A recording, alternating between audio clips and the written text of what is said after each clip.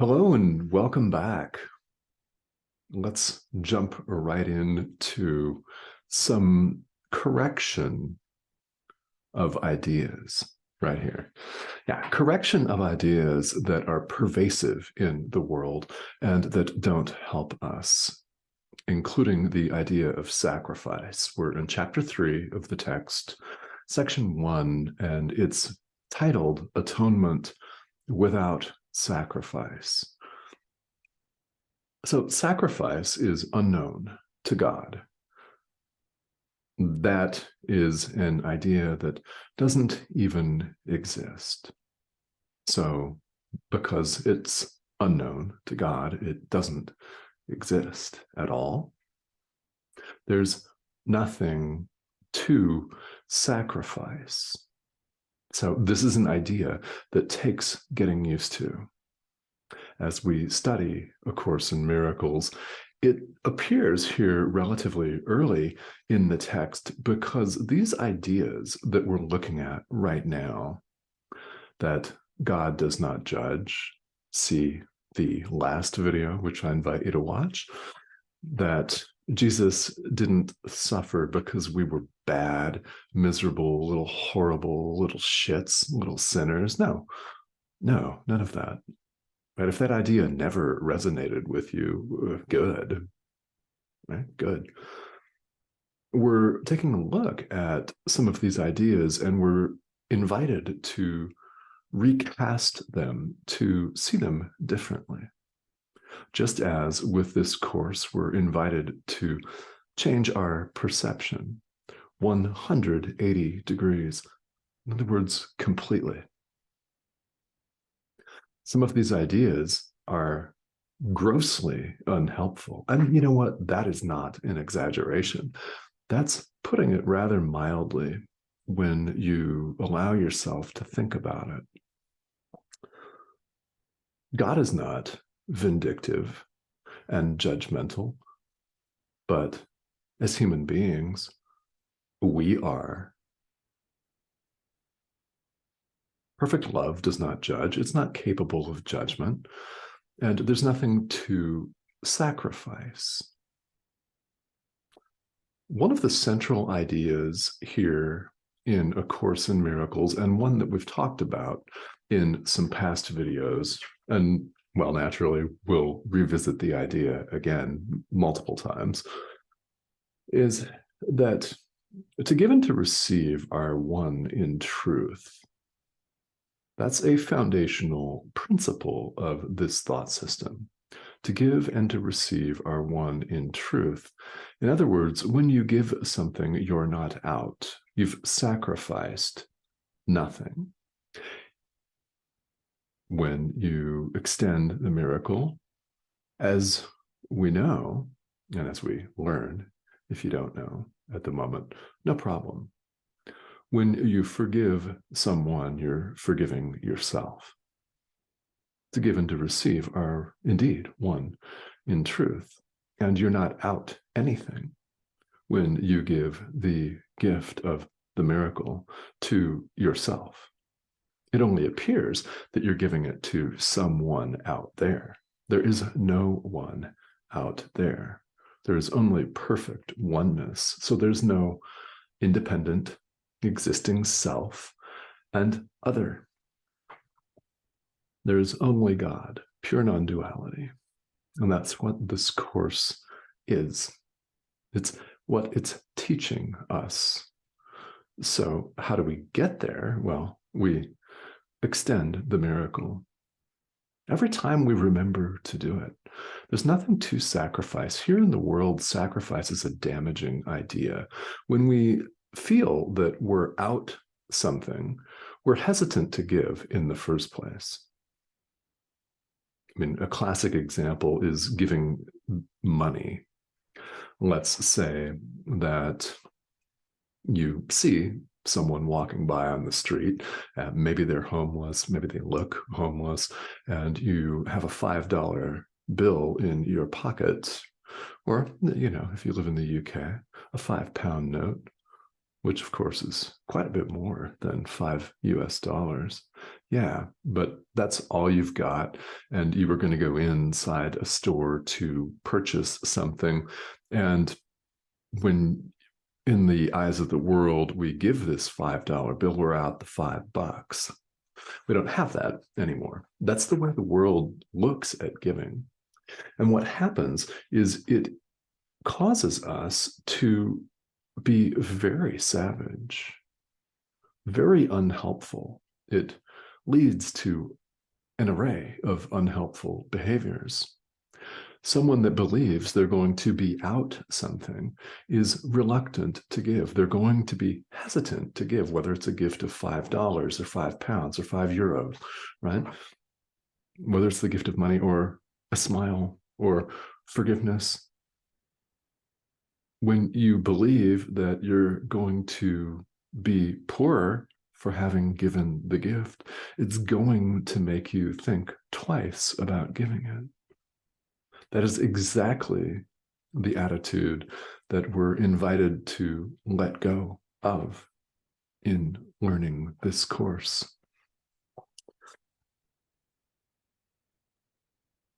So the idea of sacrifice leads to some pretty savage behavior.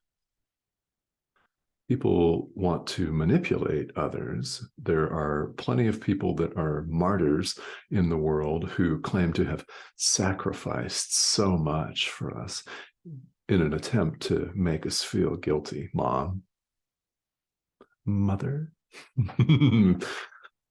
Maybe you know of plenty of people in your life like that. Maybe it is a partner, a romantic partner, your current romantic partner, or a former romantic partner, right? There are many ways that this can take shape in the world, but sacrifice is unknown to God. So is judgment and blame.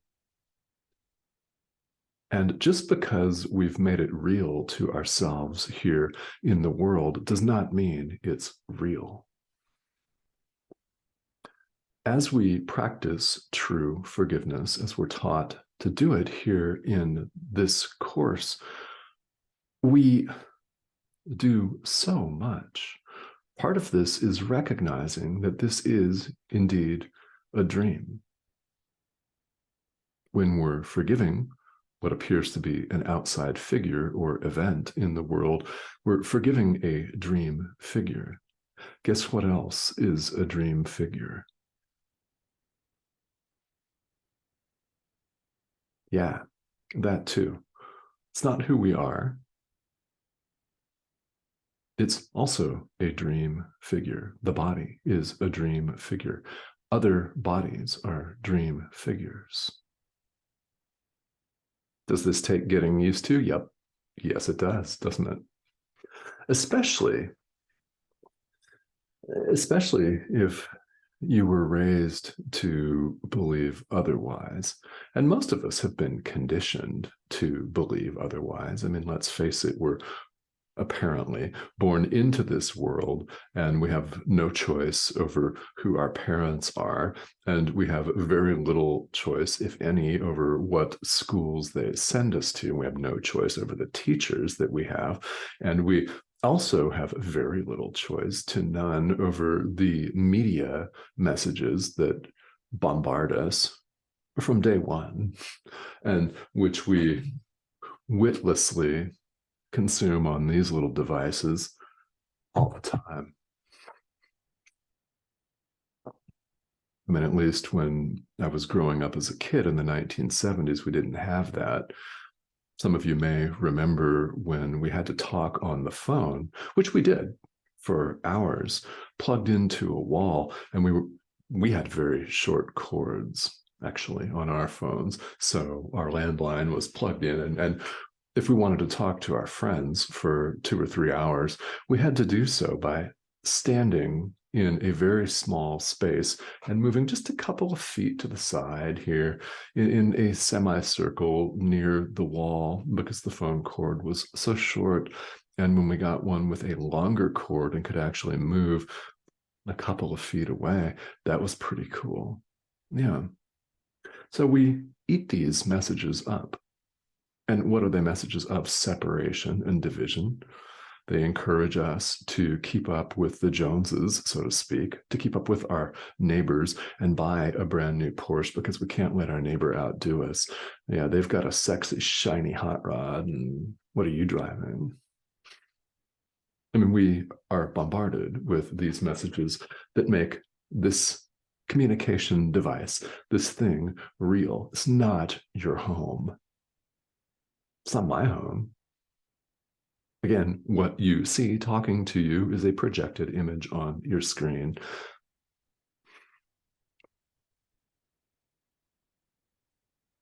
It's not who we are. And it takes getting used to these messages. And we don't often pause, do we, to think about ideas like the idea that we're talking about here today, that there is no such thing as sacrifice. And that when people believe in sacrifice, some egregious, horrid behavior can result from that. And we don't often pause to think about it. That's why spiritual practice and quiet time for contemplation are things that are so important here to us, because we get carried away with life. And it can be very, very easy to forget all of these messages. If you're going through the workbook, a common, very common occurrence is to look at the day's idea, maybe practice it once, and then forget about it for the whole rest of the day. The first time I went through the workbook, that happened to me dozens of times. And I would think about the day's idea the following day when I'd open it up and think, oh, well, I just forgot about that completely. Yeah, if that's you, don't worry about it. I mean, you can choose to repeat the idea of the day before if you want to. But the point is that there's so much going on in life that it can be very easy to forget. So that's why all of spirituality, not just A Course in Miracles, but all of it, is a course in mind training. As Jesus tells us here, we're much too tolerant of our mind's wandering and miscreation. If you want to know why meditation is a thing in world spirituality, it's this. That's why. That's why we need concentration and focus. And the more you can remember to forgive your brother, the more pleasant and the more beautiful your experience will be.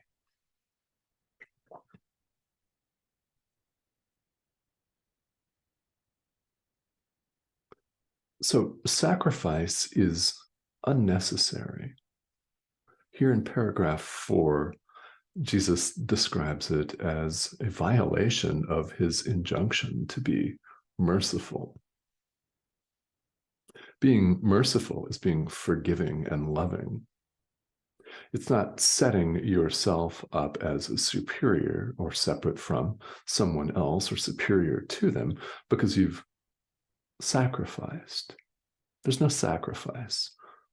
So, as often as we need to think about it, let's get that idea out of our heads that sacrifice is even a thing.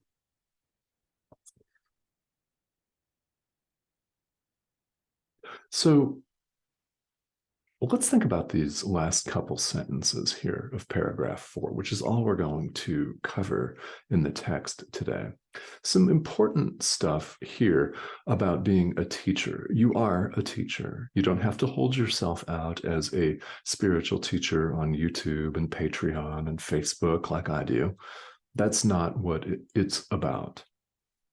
You're always teaching and learning at the same time. Remember, to give and to receive are one in truth. We're always teaching and learning. People are always communicating with us. This is true whether you choose to go and hide in a closet or not. We're still connected through the one mind. There's one mind. So we're always interacting with each other. The question that we all have to ask ourselves is, what are you teaching? Are you teaching further separation and sacrifice?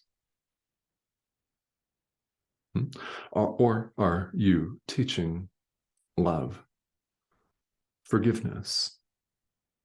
Are you allowing your inner teacher, the Holy Spirit, to speak through you and to serve as a messenger for healing, not separation?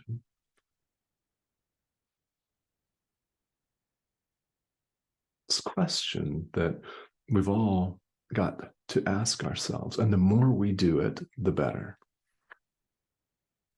Because we can hopefully stop ourselves from doing something awful. I mean, really, we can. We can. Again, that's why meditation's a thing, so we can bring our awareness back. We can be more aware. What are you teaching? What are you teaching people? Because teachers, good teachers, do not terrorize their students.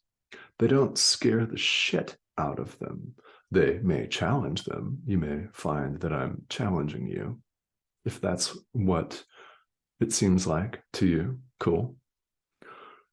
Challenging and terrorizing are two completely different things, aren't they? I mean, think of here in the world, people often hire a coach, say a life coach or a business coach or someone like that. And they're doing so with the expectation that they're going to be called on their bullshit from time to time. Sometimes maybe more than others, but we're going to be shown what we need to work on.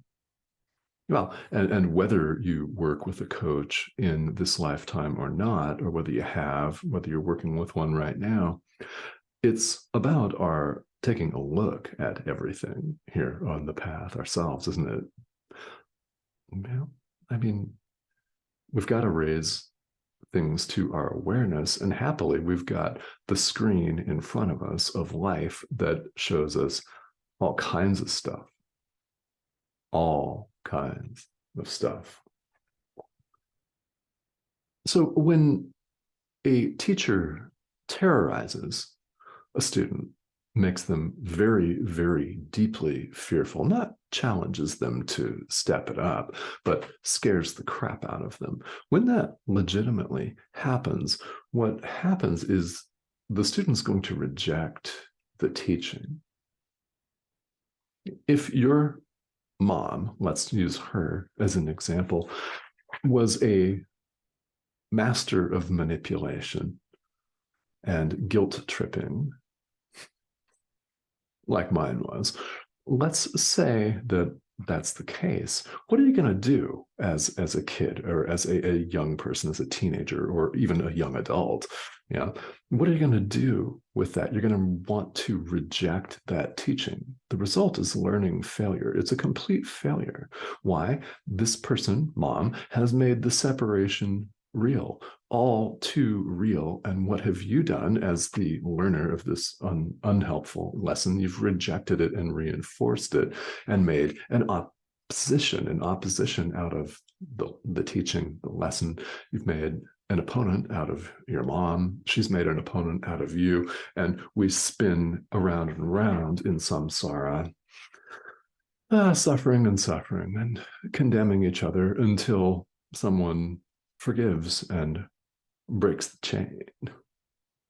Yeah.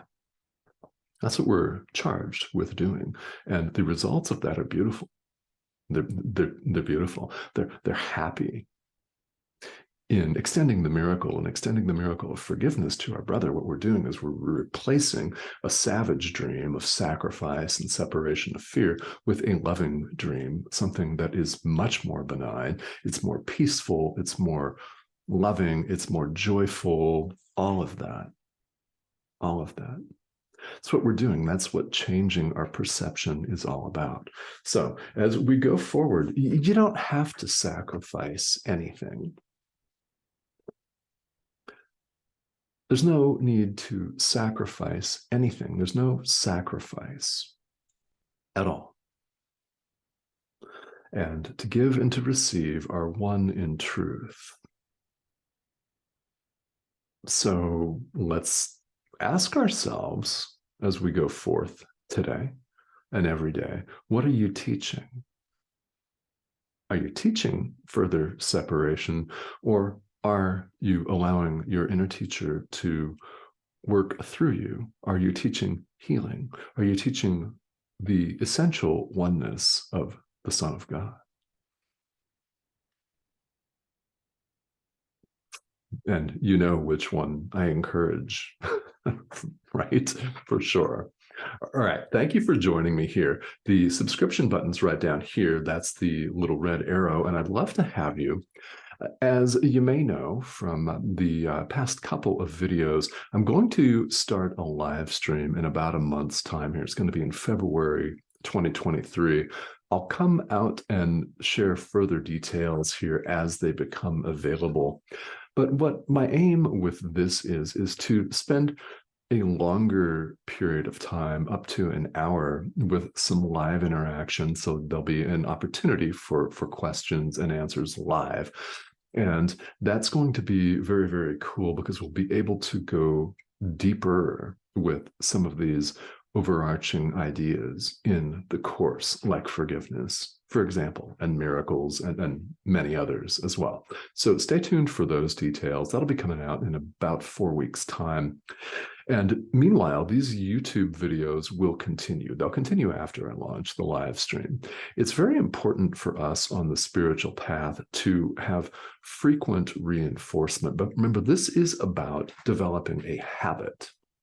So we develop miracle-mindedness by practicing extending the miracle. So we forgive, forgive, forgive, forgive. And along with that, it's very helpful to have frequent 5 to 6 days a week worth of videos.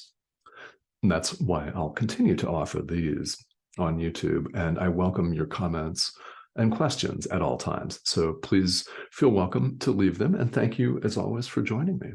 I'll talk to you all soon.